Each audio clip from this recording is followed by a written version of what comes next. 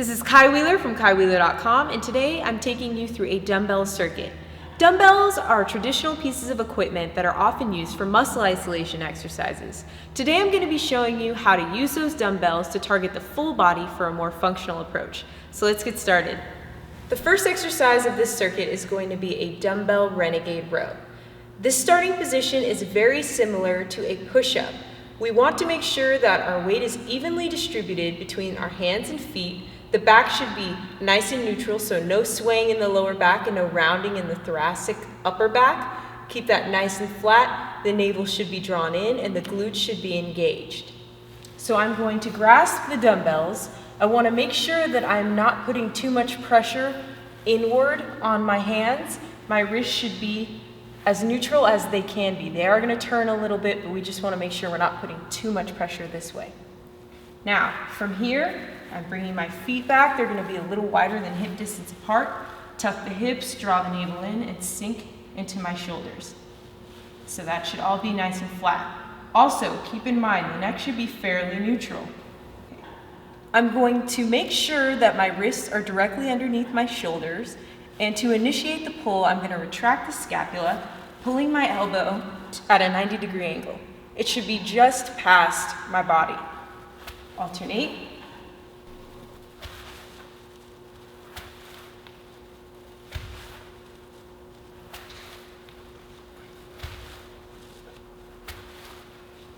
So let me show you some things to avoid. We want to avoid arching the back, rowing and having our hip face the opposite direction. Keep that back nice and neutral. I'm almost hurting myself just showing you. Also, try to keep your neck nice and neutral by keeping your chin neutral. So you don't want to be looking up or down. So you don't want to be going like this, and you don't want to be going like that. And we want to keep the shoulders, or keep the elbow fairly close to the body. So we're not winging, and we're not going like that. The Renegade Row I just demonstrated is going to train your glutes, lats, and your core to work as an integrated system to complete the range of motion. So this next exercise is going to focus on glute power and also core stabilization and some balance. So essentially I'm doing a modified lunge. I'm going to do a reverse lunge with a march. So first I will demonstrate without the dumbbells and then I will demonstrate with the dumbbells. So I'm going to begin with my feet in hip distance apart. Make sure that my knees are straight, my feet are straight. I'm going to take a step back with my right foot. I'm going to shift most of my weight on my front heel, keeping the knee behind the toe, hinging this left hip back. Now, from here, I want to make sure that my back toe, like I said, isn't taking too much pressure. It's just kind of stabilizing us in the downward phase. I'm going to come down. I'm going to drive this opposite knee up, pointing the toe up toward the shin. And as I do that, this glute is going to squeeze nice and tight, and that's going to help to stabilize me. When completing this exercise, make sure that you're really driving from the heel as you bring the opposite leg up. That is really going to get the glute working efficiently. Now I'm going to show you that with the dumbbells. Make sure your navel is drawn in and your chest is just slightly forward so that we can have that nice flat back.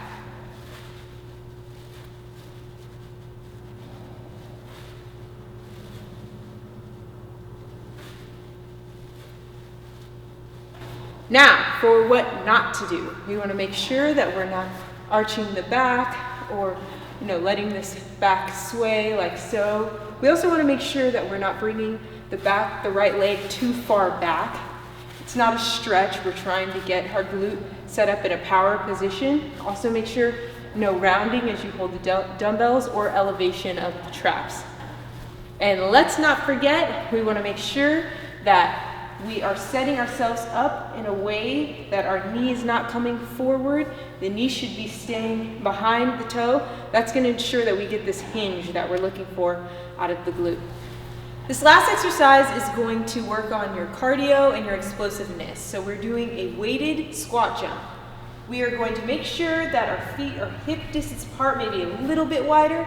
Shift your weight back on your heels. Back should be nice and flat, so no rounding in the upper back or arching in the lower back.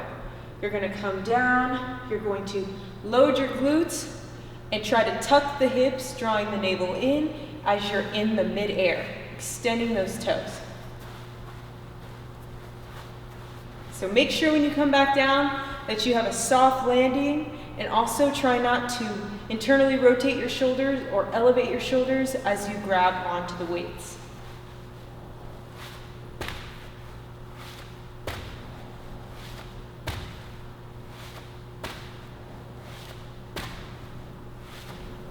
So for the what not to do, we're not doing this.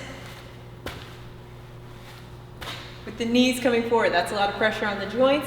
We're also not flopping like a fish in the air with our back arching and our shoulders getting behind the glutes. We want to stay nice and neutral when we're jumping up in the air.